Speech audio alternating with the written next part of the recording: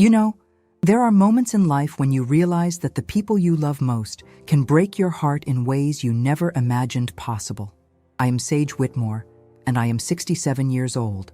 What I am about to share with you changed everything I thought I knew about love, family, and forgiveness. It is a story about a birthday that nobody remembered, a daughter who forgot where she came from, and a decision that shocked everyone who thought they knew me. But most importantly, it is about discovering that sometimes the greatest gift you can give someone is letting them face the consequences of their choices while you choose to set your own heart free. I never thought I'd be sitting here telling strangers about the day my only child showed me exactly how little I meant to her. But that day led me to a revelation so powerful that it changed not just my life, but the lives of people I'd never even met. You see, when someone you've given everything to treats you like nothing, you have two choices. You can let it destroy you, or you can let it transform you into something stronger than you ever thought possible. My husband used to say that the hardest lessons in life come wrapped in the most beautiful packages. He was talking about our daughter Ren when he said that. Beautiful, intelligent, successful Ren, who grew up to become someone I barely recognized. But I'm getting ahead of myself. Let me start from the beginning, from that cold October morning when everything changed. It was my 67th birthday, and I woke up with that familiar flutter in my stomach that birthdays bring, no matter how old you get. You know that feeling? That childlike hope that someone, somewhere, remembers that you matter? I've been living alone for 5 years since my dear husband Thomas passed away in that terrible car accident. The house felt too quiet most mornings, but that particular morning, it felt different, expectant, like something important was about to happen. I want to take a moment here to connect with those of you watching. If you are finding value in this story, please consider subscribing to our channel and hitting that notification bell. I'd love to hear your thoughts in the comments below, and please let me know where you're watching from. Your stories and experiences help create a community where we can all learn from each other's journeys. Sharing these moments of truth helps us all grow stronger together. I made myself a special breakfast that morning. Nothing fancy, just pancakes shaped like hearts, the way Thomas used to make them for me every year. I even used the good china, the set we had saved for special occasions. As I sat at my kitchen table, looking out at the maple tree that Thomas had planted when Ren was born, I found myself thinking about all the birthdays we'd celebrated together as a family. Ren blowing out candles with chocolate frosting smeared across her chubby cheeks. Thomas singing off-key while playing his old guitar. The laughter that used to fill every corner of this house. Those were the days when Ren would start planning my birthday weeks in advance. She'd make construction paper cards with stick figure drawings of our family, always putting herself right in the middle between Thomas and me. She'd save her allowance to buy me presents from the dollar store. Things like plastic jewelry and cheap perfume that I treasured more than any expensive gift. Back then, I was the center of her world, and she was the center of mine. But children grow up. Done it they. They build their own lives, find their own paths. I understood that. What I didn't understand was how the sweet little girl who used to climb into my lap every morning had become a woman who could go months without calling her mother. Ren lived just 30 minutes away in one of those new subdivisions where all the houses look the same and the lawns are perfectly manicured. She'd married Craig, a successful financial advisor who drove a BMW and wore suits that cost more than I spent on groceries in a month. They had 2 teenagers, my grandchildren Madison and Ethan, who I barely knew anymore because family gatherings had become rare occasions, and when they did happen, they were usually at Craig A.'s mother A.'s house, not mine. Martha, Craig A.'s mother, lived in a mansion on the west side of town. She was what people called old money, inherited wealth that came with social connections and country club memberships. I wasn't jealous of Martha's money, but I was hurt by how eagerly Ren seemed to embrace that world while distancing herself from the modest life that had raised her. As the morning turned to afternoon on my birthday, I kept glancing at the phone. In the old days, it would have been ringing by now. Ren would have called first thing, probably waking me up with her excited voice singing happy birthday off-key, just like her father used to do. But the phone stayed silent. I tried to keep busy. I watered my plants, organized my sewing box, and even started a new puzzle at the kitchen table. But with each passing hour, the silence felt heavier. By 3 o'clock, I was making excuses for her. Maybe she was busy with the kids. Maybe Craig had an important meeting. Maybe she'd call later. I remembered the last time I'd seen Wren. It was at a grocery store about a month earlier. I was in the produce section, carefully selecting apples, when I heard a familiar laugh. There she was, pushing a cart full of expensive items, talking on her phone with one of those Bluetooth earpieces that made her look like she was talking to herself. She was describing some vacation they were planning, something about a resort in Cancun. I'd approached her quietly, not wanting to interrupt her call. When she finally noticed me, the expression on her face wasn't joy or surprise. It was something closer to annoyance, like I was an inconvenience she hadn't planned for. She'd ended her call quickly and given me a brief hug, the kind you give to acquaintances, not your mother. We'd talked for maybe 5 minutes about nothing important. The weather, the kids' school activities, Craig's work. She'd seemed distracted, constantly checking her phone. And when I mentioned that I'd been feeling a bit lonely lately, she'd given me a pat on the shoulder and said, "Oh, Mom, you should join one of those senior groups or something. You need to get out more." Senior groups. As if I was just another elderly person with too much time on her hands, not the woman who raised her single-handedly after her father left us when she was 12. People don't know that story. They don't know about the years when it was just Wren and me against the world, before Thomas came into our lives and showed us what real love looked like. They don't know about the nights I worked double shifts as a waitress while studying to become a teacher, all so I could provide a better life for my daughter. They don't know about the times I went without new clothes, so Wren could have the latest shoes her classmates were wearing. I'd met Thomas when Wren was 15. He was a kind man, a high school history teacher who had never married because he'd spent his 20s and 30s caring for his sick mother. When he looked at Wren, he saw a daughter, not a burden. When he looked at me, he saw a woman worth loving, not a single mother with baggage.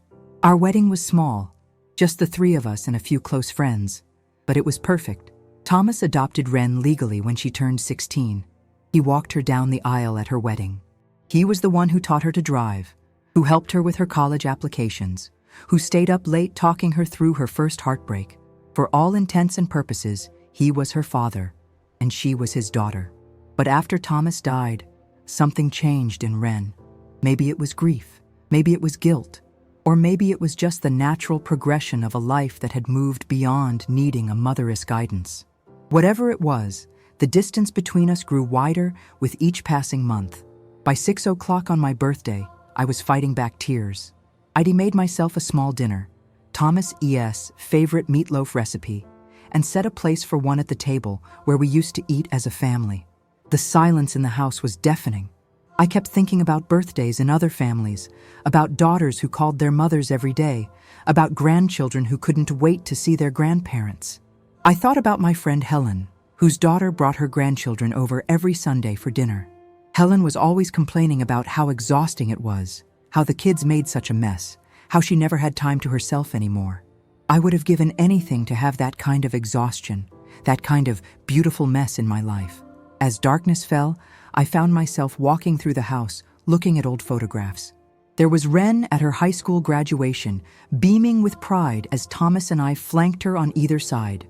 There was our family vacation to Yellowstone, all of us laughing at some joke I couldn't remember. There was Wren's wedding day, when she whispered in my ear that she hoped she could be half the woman I was. Where was that girl now? Where was the daughter who used to call me her best friend? I settled into Thomas's old recliner, the one that still smelled faintly of his cologne, and picked up the phone. For a moment, I considered calling Wren myself. Maybe she'd simply forgotten. Maybe if I called, she could be mortified and apologetic, and we'd laugh about it later. But something stopped me. Pride, maybe. Or perhaps the growing realization that if I had to remind my own daughter that it was my birthday, then the gesture would be meaningless anyway. Instead, I found myself thinking about something Thomas used to say. He'd quote scripture sometimes, not in a preachy way, but in the gentle manner of someone who'd found genuine comfort in faith.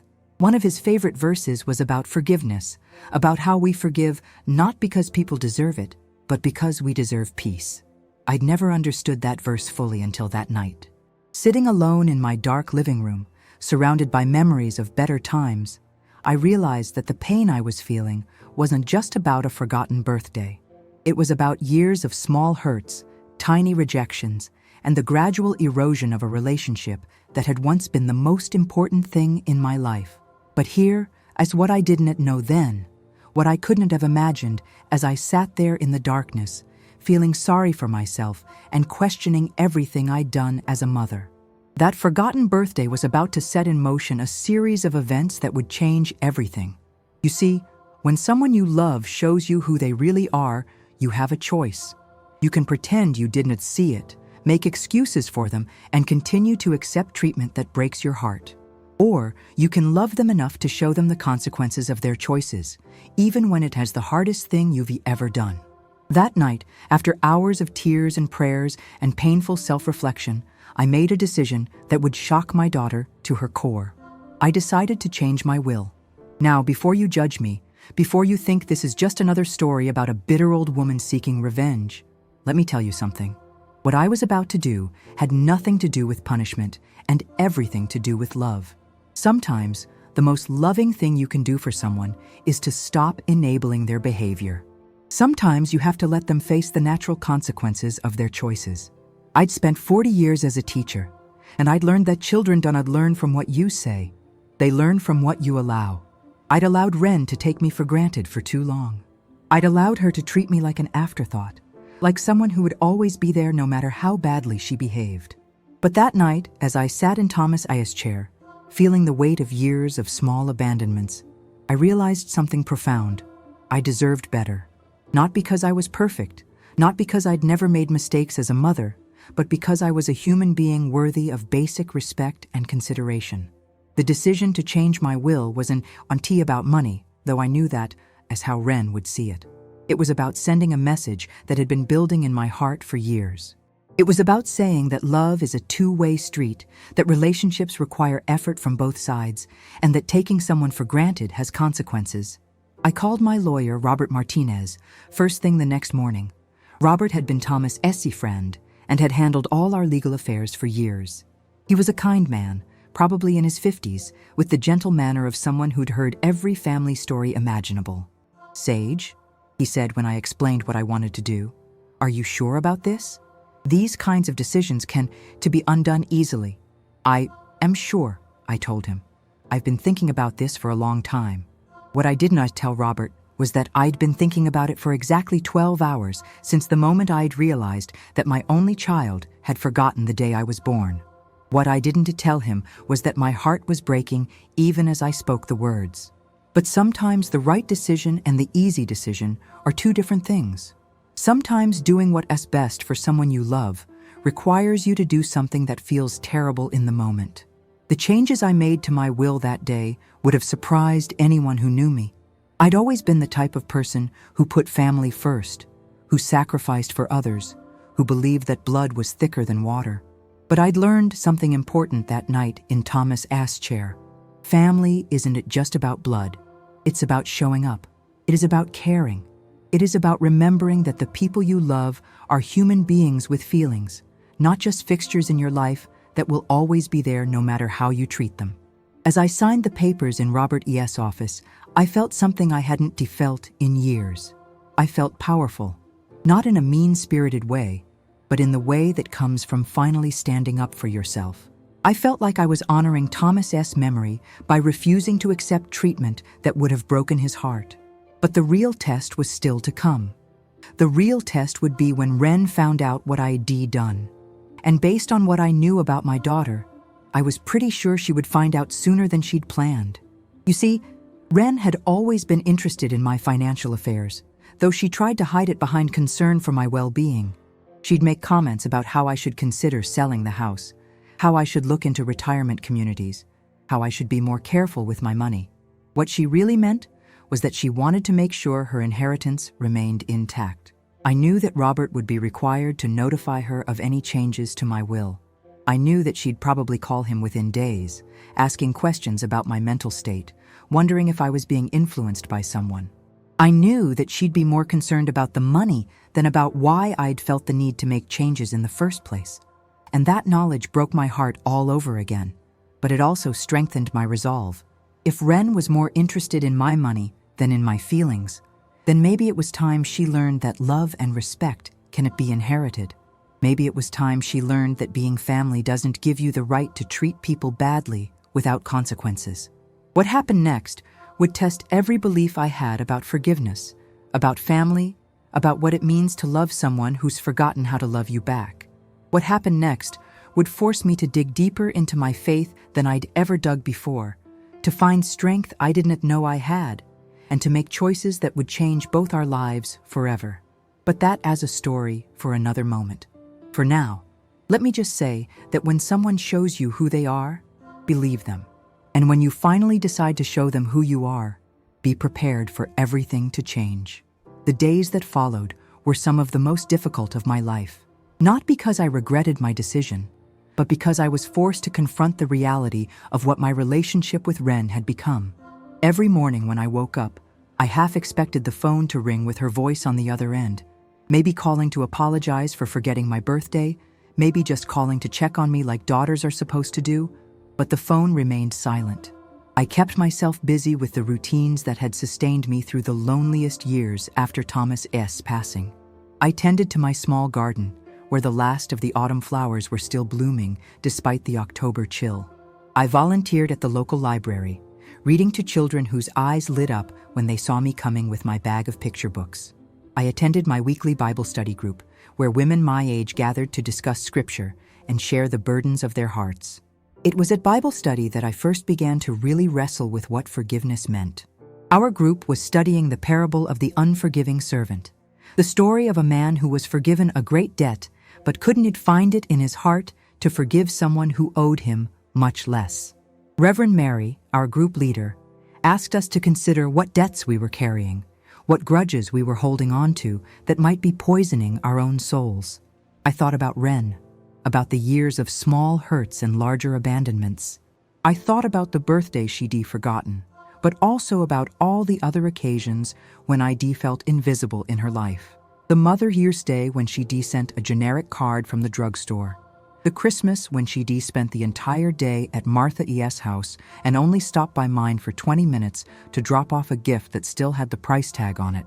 But I also thought about the mistakes I'd made, the times I'd been too critical, too controlling, too needy, the times I'd expected her to fill the void that Thomas's death had left in my life, the times I'd compared her to other people, children, wondering why she couldn't be more like Helen's daughter or Martha's neighbor's daughter. Forgiveness, I realized, wasn't just about forgiving Ren. It was about forgiving myself for the ways I'd failed as a mother, for the expectations I'd placed on her that no child should have to carry. But understanding forgiveness intellectually and feeling it in your heart are two different things. Every time I thought about my forgotten birthday, every time I walked past the phone that never rang, every time I saw other grandparents with their grandchildren at the grocery store, the hurt would come rushing back. It was during one of these difficult moments that I received a call that would change everything. Robert Martinez's voice was professional, but kind when he told me that Ren had contacted his office, asking about my will. "She seemed quite concerned about your mental state," Robert said carefully. "She wanted to know if you had been influenced by anyone, if you were making decisions under duress." I felt my heart sink. Even when confronted with the consequences of her neglect, Ren's first thought wasn't about our relationship or my feelings. It was about protecting her inheritance. "What did you tell her?" I asked. "I told her that you were of sound mind and that any changes to your will were your decision alone. I also told her that if she wanted to discuss the matter further, she should speak with you directly." Directly. As if we had the kind of relationship where difficult conversations were possible. As if we had the kind of relationship where honesty was welcome. But I knew Ren would come. She'd come because she was worried about the money, not because she was worried about me. And that knowledge was perhaps the most painful realization of all. I spent the next few days preparing for her visit, though I wasn't sure what kind of preparation was possible for a conversation like the one we needed to have. I cleaned the house from top to bottom, not because it was dirty, but because I needed something to do with my hands. I baked her favorite cookies, chocolate chip with extra vanilla, the same recipe I'd used when she was little, and would come home from school with scraped knees and bruised feelings. I prayed. Oh, how I prayed. I asked God for wisdom, for strength, for the right words to say.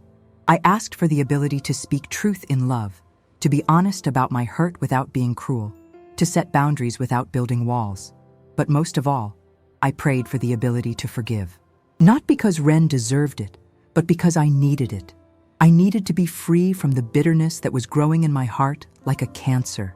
I needed to be free from the expectations that had caused me so much pain. The call came on a Thursday morning. Ren's voice was strained, artificial in its cheerfulness. "Hi, Mom," she said, as if we talked every day. "How are you doing?" "I am fine, sweetheart," I replied, though we both knew that wasn't entirely true. I was wondering if I could come by this afternoon.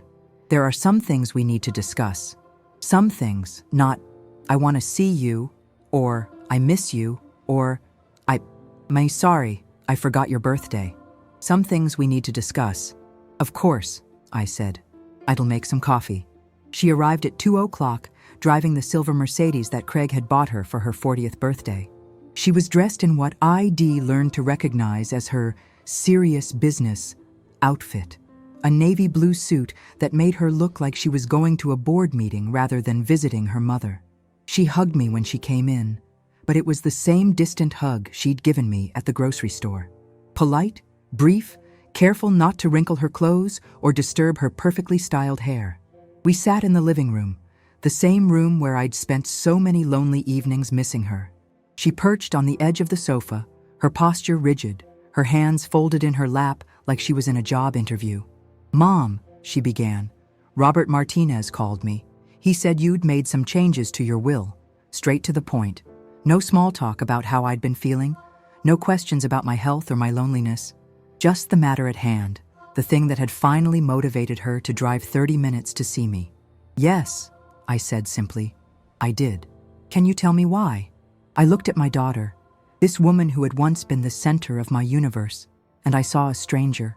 Somewhere along the way, the sweet child who used to climb into my lap and tell me about her dreams had become someone who viewed me as an obstacle to overcome rather than a person to love.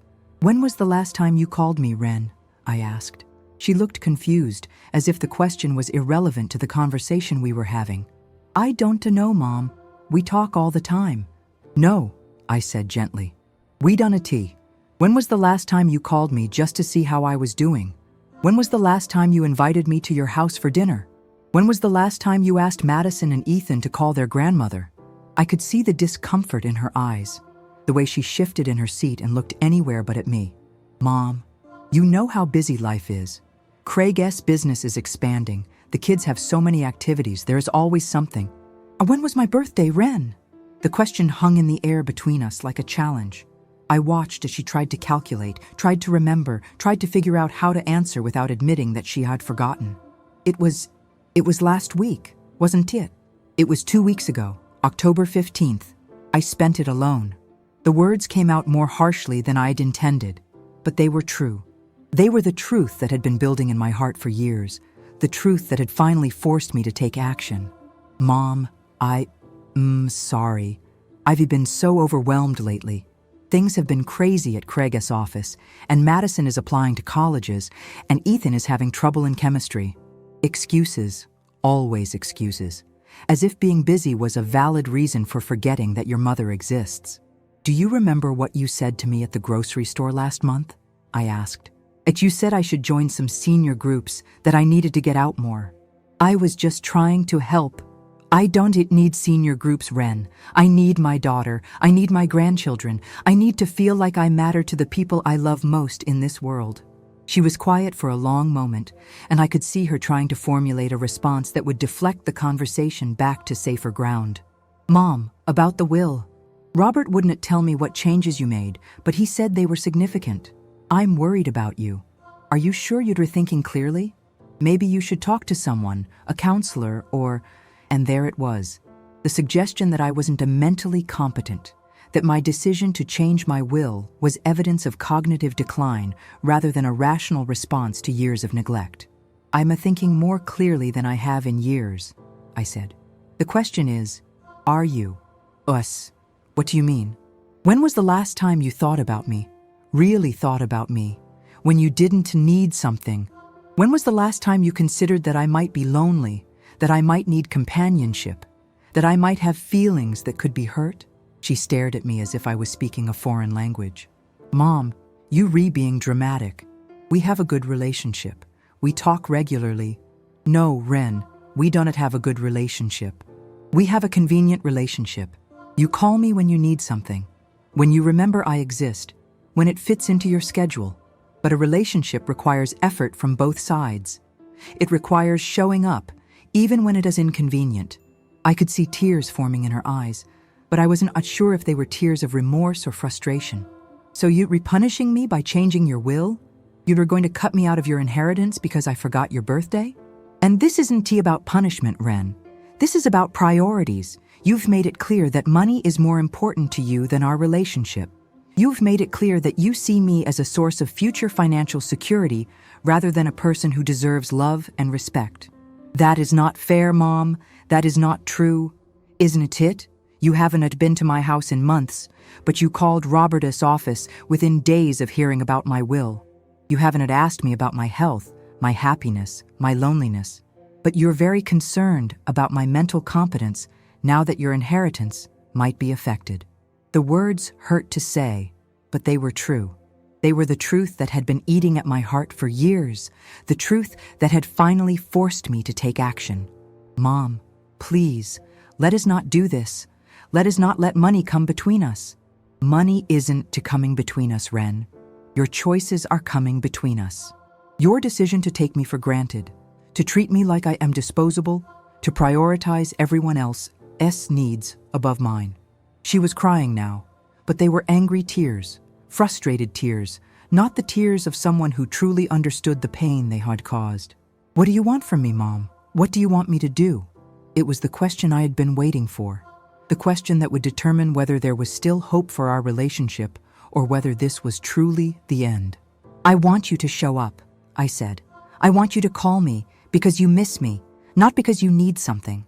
I want you to include me in your life, not just when it's convenient. I want you to treat me like I am your mother, not like I am a burden you have to manage. She wiped her eyes with the back of her hand, smearing her mascara.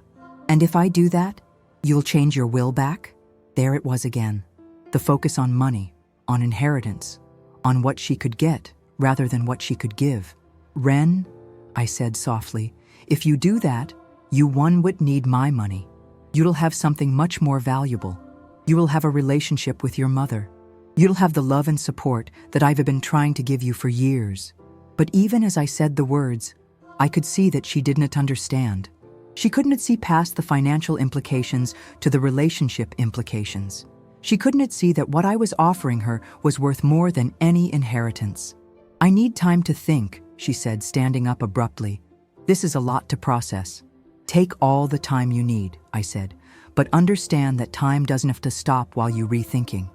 Relationships don't have to pause while you decide whether they worth your effort. And she left without hugging me goodbye, without saying she loved me, without any indication that she understood what I was really trying to tell her. I sat in my living room after she left, surrounded by the silence she'd left behind, and I realized that the conversation had gone exactly as I'd expected it to. Ren was more concerned about her inheritance than about our relationship. She was more worried about what she might lose financially than about what she'd already lost emotionally. But here is what I realized in that moment. Sitting alone in my house with the weight of our broken relationship pressing down on me like a physical thing. Forgiveness doesn't depend on the other person's response. Forgiveness doesn't wait for apologies or changed behavior or proof that someone deserves it. Forgiveness is something you do for yourself, not for the person who hurt you. I'd spent years waiting for Ren to become the daughter I needed her to be. I'd spent years hoping she'd change, praying she'd realize what she was doing to our relationship, expecting her to suddenly wake up and start treating me with the love and respect I deserved. But waiting for someone else to change so you can be happy is like waiting for the weather to change so you can go outside. You can wait forever, or you can decide to live your life regardless of the conditions. That night, I made another decision that would surprise anyone who knew me.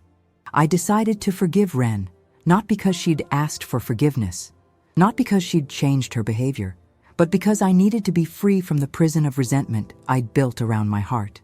Forgiveness, I realized, was not about letting Ren off the hook. It was about getting myself off the hook.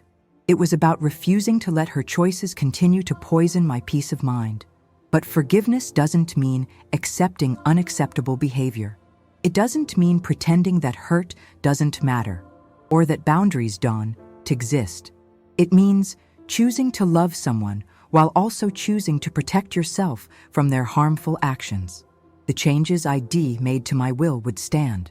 Not because I wanted to punish Ren, but because I wanted to honor the values that Thomas and I had tried to instill in her. Generosity, compassion, service to others, love that shows up in actions rather than just words. If Ren couldn't see the value in having a relationship with her mother, then maybe other people could benefit from the resources I'd spent a lifetime accumulating. Maybe children who needed advocates, elderly people who needed companionship, families who needed support could benefit from the love I'd tried to give to a daughter who no longer wanted it. It was not about punishment. It was about purpose. It was about making sure that the legacy I left behind reflected the values I'd tried to live by, not the disappointments I'd experienced. But even as I made peace with my decision, even as I felt the weight of forgiveness settling into my heart like a warm blanket, I knew that the hardest part was still to come. Because forgiveness is a process, not a destination. It is something you choose every day, sometimes every hour, sometimes every minute. And Ren wasn't done with me yet. The conversation we had was just the beginning. What happened next would test every belief I had about love, about family, about what it means to set boundaries with someone you love more than life itself. But for the first time in years, I felt strong enough to face whatever came next. Because I was no longer fighting for something that did not exist. I was no longer trying to force someone to love me the way I needed to be loved. I was free. And that freedom I was about to discover was more powerful than any inheritance, more valuable than any relationship, more precious than any treasure I could leave behind. The weeks that followed our confrontation brought a peace I hadn't felt in years. It wasn't the peace of resolution because nothing with Ren had been resolved. It was the peace of acceptance, of letting go of expectations that had been crushing my spirit for so long. I threw myself into activities that brought me joy rather than waiting for others to bring joy to me. I started volunteering at Mercy General Hospital, reading to patients who had no visitors, holding the hands of elderly people who were facing their final days alone. I joined a quilting circle at the community center where women my age gathered every Tuesday to work on projects that would be donated to homeless shelters. It was at the quilting circle that I met Dorothy Chen, a woman who would become one of my dearest friends.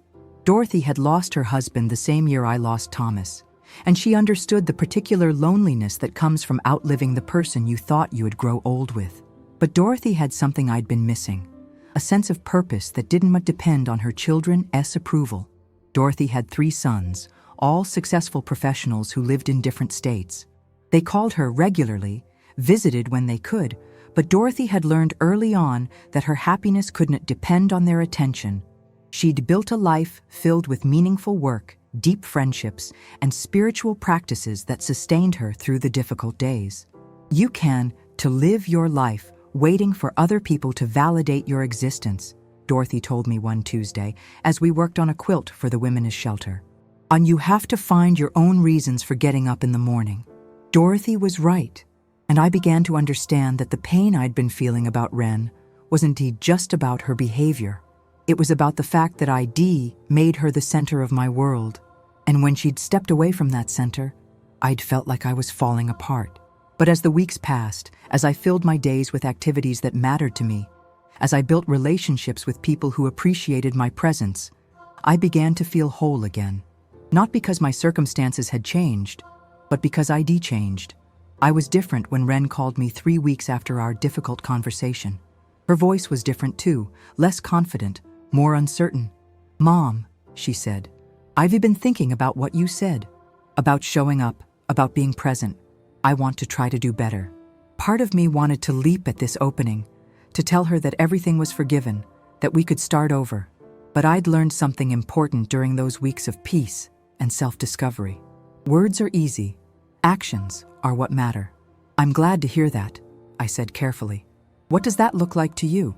Well, I thought maybe we could have dinner together this weekend, just the two of us. We could talk. Dinner. After months of silence, after years of taking me for granted, after forgetting my birthday, and being more concerned about her inheritance than my feelings, she was offering me dinner. That sounds nice, I said, though I wondered if she understood that one dinner wouldn't erase years of neglect. Great, she said, and I could hear the relief in her voice. I'll make reservations at that Italian place you like. Saturday at 7? The Italian place I like. She remembered something I liked. It was a small thing, but it felt significant. We met at Antonio A.S. on Saturday evening, a small family-owned restaurant where Thomas and I used to go for our anniversary. Ren was already there when I arrived, sitting at a corner table, looking nervous in a way I hadn't seen since she was a teenager. She stood up when she saw me, and this time her hug felt different. Longer, warmer, more like the hugs I remembered from when she was young. "You look good, Mom," she said, and I could tell she meant it. "Thank you, sweetheart. You look tired." It was true. Despite her expensive clothes and professional makeup, there were circles under her eyes, lines of stress around her mouth that hadn't been there before. We ordered our food and made small talk about the weather, about my garden, about her work, but I could sense that she was building up to something, that there was a conversation she needed to have. Finally, over tiramisu and coffee, she took a deep breath and said, "Mom, I owe you an apology." "For what?" I asked, though I knew exactly what she was referring to. "For forgetting your birthday, for not calling more often, for not being the daughter you deserved." The words sounded rehearsed, like she'd practiced them in front of a mirror, but they also sounded sincere, like she was genuinely trying to understand where she'd gone wrong. "I accept your apology," I said, "but I need you to understand something. This isn't just about one forgotten birthday or a few missed phone calls. This is about a pattern of behavior that has been building for years." She nodded, tears forming in her eyes. "I know. I've been selfish. I've been so focused on my own life, on keeping up with Craig's family, on making sure the kids have everything they need, that I forgot about what you need. What do you think I need, Ren?" She was quiet for a long moment, considering the question.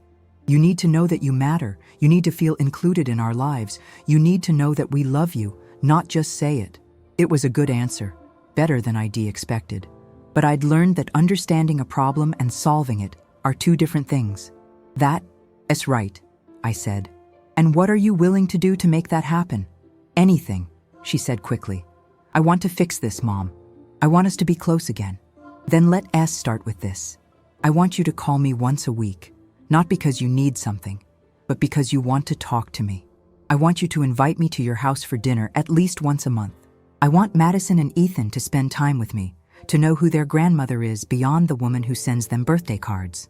She was nodding eagerly, as if these were small requests that she could easily fulfill. "And I want you to understand that if you make these promises and then break them, if you go back to treating me like I am invisible, there won't be another chance. I want to put myself through this again." "I understand," she said. "I won it let you down." But even as she said the words, even as I saw the sincerity in her eyes, I felt a sadness that surprised me, because I realized that I no longer needed these things from her the way I once had. The weeks of building a life that didn't depend on her approval had changed me. I still loved her, still wanted a relationship with her, but I no longer needed her validation to feel complete. "There is something else we need to talk about," I said. "The will." And her face grew serious, and I could see her trying to hide her anxiety. "I've decided to keep the changes I made," I said. "Not because I want to punish you, but because I want my legacy to reflect my values. I want to know that the resources I've accumulated over a lifetime will be used to help people who need help, to support causes that matter to me. Mom, please. I know I've made mistakes, but I am trying to change. Doesn't that count for something?" It counts for everything," I said. "But changing your behavior because you want a relationship with me is different from changing your behavior because you want my money. I need to know that you are doing this for the right reasons." She was crying now, but they were different tears than the ones she'd shed in my living room weeks earlier. These were tears of genuine remorse, not frustrated tears about getting caught. "I love you, Mom," she whispered. "I know I haven't shown it well, but I do love you. I love you too, sweetheart. I always have, and I always will. But love isn't just a feeling. It's a choice you make every day, a commitment you honor through your actions." We sat in silence for a moment, both of us processing the weight of what we Aiki said. "So what happens now?" she asked. "Now you show me who you really are," I said. "Not through words, but through actions. Not through grand gestures, but through small, consistent choices to include me in your life." She nodded, wiping her eyes with her napkin. "And if I do that, if I really change, then you will have something more valuable than any inheritance. You will have a relationship with your mother. You will have the love and support that I've been trying to give you for years. But the will stays as it is. Not because I don't love you, but because I do. Because I want you to learn that love isn't about what you can get from someone. It is about what you can give." I could see her struggling with this concept, and I realized that maybe for the first time in years, she was truly listening to what I was saying, rather than just waiting for her turn to speak. Over the following months, Ren kept her promises. She called me every Wednesday evening, not with requests or obligations, but just to talk. She invited me to dinner at her house twice a month, and slowly, Madison and Ethan began to remember that they had a grandmother who was interested in their lives. It wasn't perfect. There were still moments when I could feel her reverting to old patterns. Still times when I sensed that she was treating our relationship like an item on her to-do list rather than a genuine connection. But there was also real effort, real change, real love being demonstrated through actions rather than just words. The biggest surprise came 6 months later, when Ren showed up at my door on a Saturday morning with a proposal that took my breath away. "Mom," she said, "I want to start volunteering with you at the hospital. I want to understand what makes you happy, what gives your life meaning. I want to be part of that." I stared at her. This daughter, who had once been too busy for a phone call, who was now asking to spend her Saturday mornings reading to strangers in hospital beds. "Are you sure?" I asked. "It's not glamorous work. It's not going to impress anyone or advance your career." "I am sure," she said. "I want to do something that matters. I want to do something that would make you proud." We started volunteering together the following weekend. Watching Ren read to a lonely elderly man, seeing her hold the hand of a scared child, witnessing her natural compassion when she forgot to worry about what others thought of her, I began to see glimpses of the little girl I'd raised, the sweet child who had cared more about helping others than about impressing them. But the real transformation in our relationship came 8 months after that difficult dinner at Antonio A.S. Ren called me on a Tuesday evening, her voice shaking with emotion. "Mom," she said, "Craig and I are having problems, serious problems. I don't know what to do."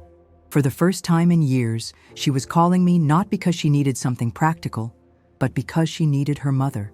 She needed someone who loved her unconditionally, someone who would listen without judgment, someone who would offer wisdom born from years of experience. We talked for 2 hours that night.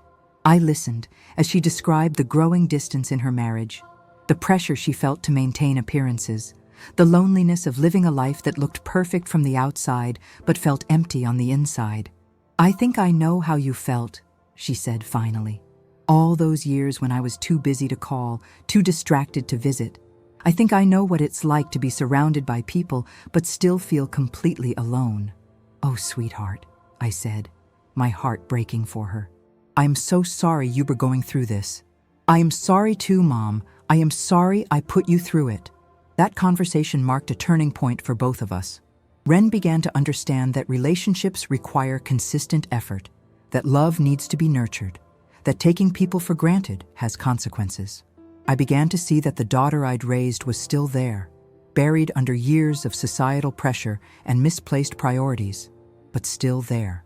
Craig and Ren worked through their problems with counseling and commitment. Madison and Ethan became regular fixtures in my life, stopping by after school to do homework at my kitchen table, calling me to share their achievements and disappointments. Ren and I developed the kind of relationship I'd always dreamed of, built on mutual respect, genuine affection, and consistent presence. But through it all, I kept the changes I'd made to my will. Not out of spite or punishment, but out of a deep understanding that some lessons can only be learned through natural consequences. Ren had learned to value our relationship not because she was afraid of losing her inheritance, but because she was afraid of losing me. The money I'd originally planned to leave to Ren was now designated for the Children's Hospital where we volunteered, for the literacy program at the library, for the women's shelter where our quilting circle sent their handmade blankets. It would go to people who needed it, to causes that mattered, to organizations that were making a real difference in the world. And Ren supported this decision, not because she had to, but because she'd learned to see beyond her own needs to the needs of others. She'd learned that legacy isn't about what you leave behind, but about how you live your life. 1 year after that forgotten birthday, on my 68th birthday, Ren surprised me with a party. Not a big, elaborate affair, but a small gathering of the people who mattered most to me. Dorothy from the quilting circle, some of the nurses from the hospital, Robert Martinez and his wife, Madison and Ethan, and Craig. But the biggest surprise was the scrapbook Ren had made, filled with photos and memories from throughout our lives. On the first page, she'd written, "To the woman who taught me that love isn't about what you can get, but about what you can give. Thank you for loving me enough to show me the difference." As I looked around the room at these people who had become my chosen family, as I watched Ren help Madison blow out the candles on my cake, as I felt the warmth of genuine love and connection, I realized that forgiveness had given me something I'd never expected. It had given me back my daughter. Not the daughter I'd demanded she be, but the daughter she'd chosen to become. And that daughter was worth more than any inheritance, more precious than any treasure, more valuable than anything I could have left behind. The greatest gift I could give Ren was not my money. It was showing her that love has limits, that relationships require effort, that taking people for granted has consequences. And the greatest gift she could give me was not her presence out of obligation, but her presence out of choice. That night, after everyone had gone home, as I sat in Thomas D.'s chair surrounded by birthday cards and the lingering scent of cake, I felt something I hadn't felt in years. I felt complete, not because all my problems were solved, not because my life was perfect, but because I'd learned that happiness doesn't come from getting what you want from others. It comes from giving what you have to give and accepting what others choose to give in return. Forgiveness, I realized, isn't about forgetting the past or pretending that hurt doesn't matter. It is about choosing freedom over bondage, love over resentment, hope over despair. It is about understanding that you can uncontrol other people, is choices, but you can control your response to those choices. And sometimes, when you love someone enough to set boundaries, when you care enough to let them face the consequences of their actions, when you forgive them enough to stop enabling their behavior, something beautiful happens. They remember who they really are. They remember what really matters. They remember how to love. My story isn't unique. There are mothers and daughters, fathers and sons, friends and family members all over the world who are struggling with broken relationships, who are trying to figure out how to love someone who has forgotten how to love them back. If you're one of those people, if you are watching this and recognizing your own pain in my story, let me tell you something important. You deserve to be treated with love and respect. You deserve to have your feelings matter. You deserve to be more than an afterthought in someone's life. But you can force people to love you the way you need to be loved. You can control their choices or change their hearts. All you can do is decide how you are going to respond to their choices, how you are going to protect your own heart, how you are going to find peace in the midst of disappointment. Forgiveness isn't about them. It's about you. It is about choosing to be free from the poison of resentment, even if the person who hurt you never apologizes. It is about building a life that doesn't depend on other people's approval, even if those people are the ones you love most. And sometimes, when you stop trying to force a relationship and start living your own life, when you stop accepting unacceptable behavior and start setting healthy boundaries, something miraculous happens. The people you love remember how to love you back, not because they have to, but because they want to. Not because they were afraid of losing something, but because they were afraid of losing you. That is the power of forgiveness. That is the gift of letting go. That is the miracle of choosing love over resentment, hope over despair, freedom over bondage. My name is Sage Whitmore, and this is my story of discovering that the greatest inheritance you can leave someone isn't money or possessions. It is the example of how to love well, how to forgive deeply, and how to live with purpose and peace. The most valuable thing in my will isn't what I left to my daughter. It is what I taught her about the kind of person she wanted to be.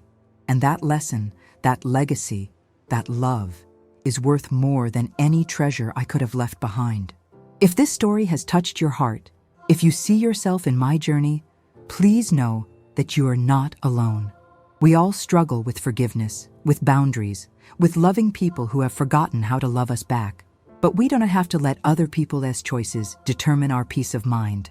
You have the power to choose forgiveness. You have the strength to set boundaries. You have the wisdom to know that your worth doesn't depend on how others treat you. And sometimes, when you make those choices, when you show that kind of love and strength, the people you care about remember who they really are. They remember what really matters. They remember how to love. That is my prayer for you, for your relationships, for your heart, that you will find the courage to forgive, the wisdom to set boundaries, and the peace that comes from knowing that you are loved, you are valuable, and you are enough, regardless of how others choose to treat you. God bless you, and may you find the same peace and freedom that I've found in choosing love over resentment, hope over despair, and forgiveness over bitterness. This is where my story ends, but yours is still being written. Make it a story worth telling.